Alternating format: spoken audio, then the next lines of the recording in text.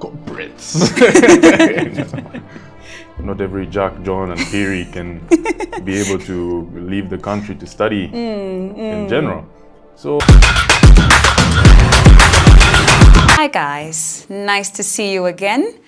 Welcome to another episode of the Afternoon Shift podcast, and today we have something really special for you, someone really special for you. Today I'm joined by Rico Fang, who is a student at Durham University, and you know what, let me not get into the details. Rico, could you please just tell us a little bit more about yourself? Well, a very good afternoon, everyone. It's a big pleasure to be on this podcast. So my name is Rico Fang. I'm Chinese Zambian.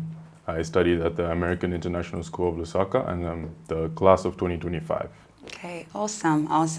So you mentioned you studied at the American International School of Lusaka and then transitioned to Durham University. How was that transition like?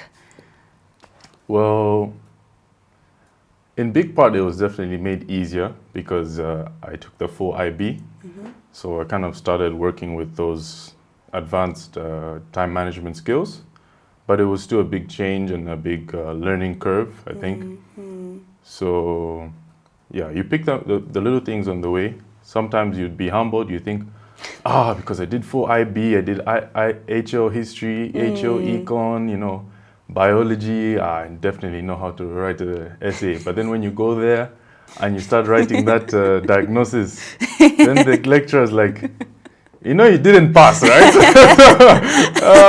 It's a humbling experience, okay. But such is life. At the end, you still make it out on top anyway. Yeah, you have to, man. Yeah, There's no other way. There's no other way. Okay, so did you grow up in Zambia? Yes, born and raised. So you studied at an American International School and you went to the UK.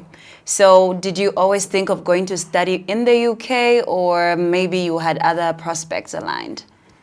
Well, the UK has always been my dream destination. Mm-hmm. I visited there when I was, I think, 9.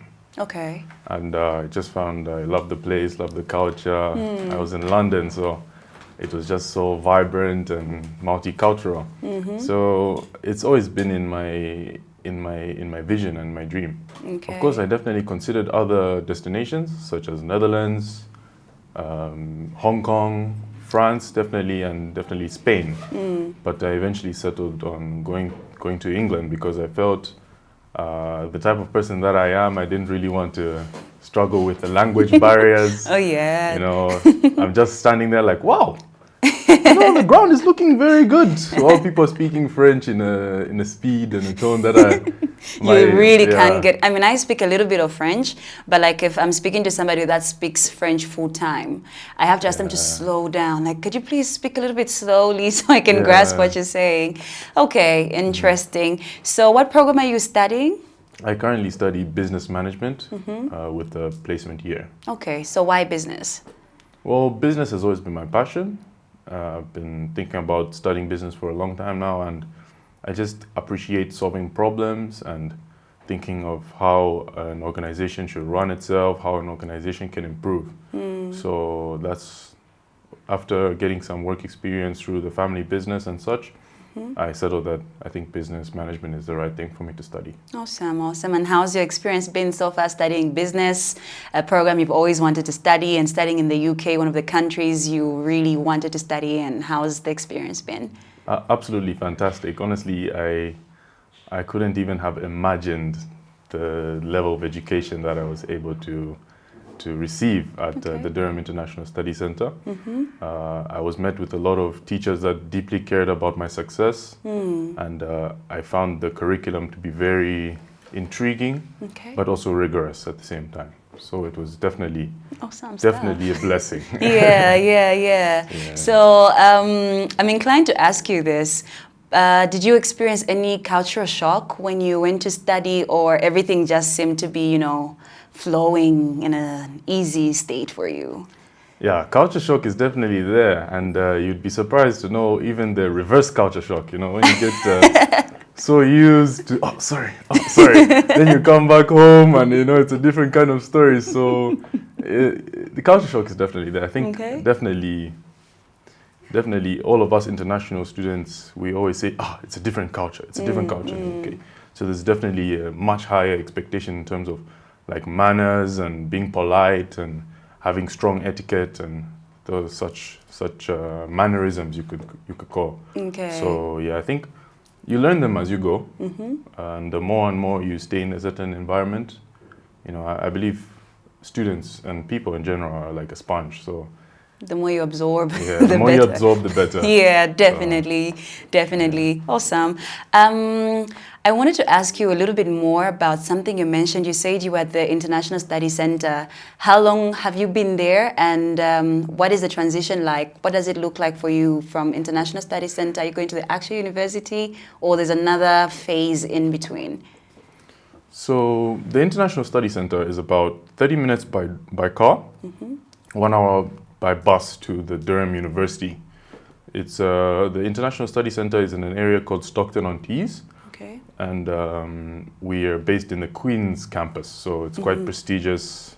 But now it's mainly operating as the International Study Center, and it's got a strong community of international students from all corners of the world. Okay. So it's a nice environment because you build strong relationships with that international community, and you just build that circle.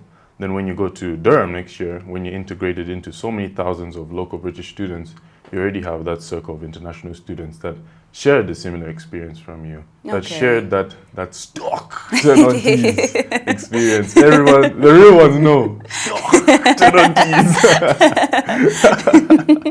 So were you based on campus, or you were outside campus? Did you have outside campus accommodation? Well, for me, I stayed at Rialto Courts, which is considered one of the university accommodations. And I don't think even next year I'll get quite a nice accommodation as Rialto Court. By the riverside. Oh, wow. My room had a riverside view from Fancy. the kitchen. Sunset river view. Oh, wow. You're making me feel like I should go there. No, honestly, even just staying there, not as a student, I think it was just so nice. Okay, so for those of you who don't know what an International Study Center is, this is a center where students who are studying at the foundation level first go in before they go to the actual university. And Rico here is one of those students. They went through the International Study Center and then moving, actually, because you haven't moved to the university yet, no? Yes, moving. So it's sort of as a bridge between what you previously did and what you are looking to do in the future. And based off of your experience, it seems the International Study Center treated you really well. You had amazing experiences there. Durham International Study Center is under Durham University, obviously, and then the International Study Center is run by Study Group, and you are one of the lead representatives. Yes. Yes, actually, it was a big privilege that I was able to experience at the International Study Center. I ran for the student rep president, as you could say, or the lead student rep, and I actually got the position. So congratulations! Yeah, I work with a lot of departmental leaders, and we try to solve all the problems that the student body faces on a day-to-day basis. Okay. And I think for me, a main vision and push that we try to do as a group, as leaders, was to make sure that we leave the study center in a better environment than we found it. Awesome. And telling from the way you talk about it, it seems you had such a good time. Absolutely. You absolutely sound like you made a couple of changes, and that is really, really just something good to hear from an international student. So you were helped by Punzila to go study abroad. Could you just maybe this will be some formal feedback or some new information for our podcast listeners and viewers to just find out what that whole process looked like for you? Yeah, honestly, I wouldn't be where I am today without Punzila and the whole team, Temwani, Memory and Musenge, helping out with the visas and even the applications. I actually applied to a lot of schools through Punzila, and I got accepted into each of them. So, 7, right? Yeah, all 7 schools gave me a conditional offer. So very blessed, and they've been very welcoming. I've heard a few of my friends apply to different destinations, and they didn't end up getting their universities, and their life was turned almost upside down. Yeah. But I think applying for my visa and applying to my universities through Punzila really took a lot of that stress off for me. And I would absolutely recommend Punzila to anybody who is planning to study outside of Zambia. You heard it. We're the best. Use us. And, for all your study abroad needs, we are the #1 go-to. So visa application, whether you want to go as a student for a student visa application, or it's a visitor visa application to go see your student who's maybe a child of yours, a sibling, a cousin, we are the right people to use. And my last question for you, Rico, would be, what is your advice to somebody looking to study abroad? This could be an extensive advice you could give to someone. Wow, that's a very good question. It's an honor to be asked to answer such a question. So, from my perspective, I think as an international student, you kind of have to recognize that it's a privilege to go abroad.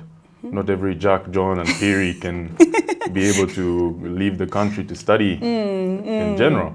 So I think people should just keep that in mind, that there are hundreds of people who would fight to be in the same position as you. Yeah. And remember that privilege and try to take advantage of all the opportunities that God has given you. Because I think if you have that in mind, then you'd put yourself in the right work ethic and mindset to really harvest all the information and opportunities that you were given. Awesome. Yeah. So you have it. Rako Fang, everybody. Is it Rico or is it Rako? Rico. Rico Fang, everybody. Yeah, but it's spelled Rako. So. All right, thank you guys for joining us. It was awesome to have you here. Rico, always a pleasure to actually have you. And to you guys, please make sure to like, comment, share, and even subscribe to our channel.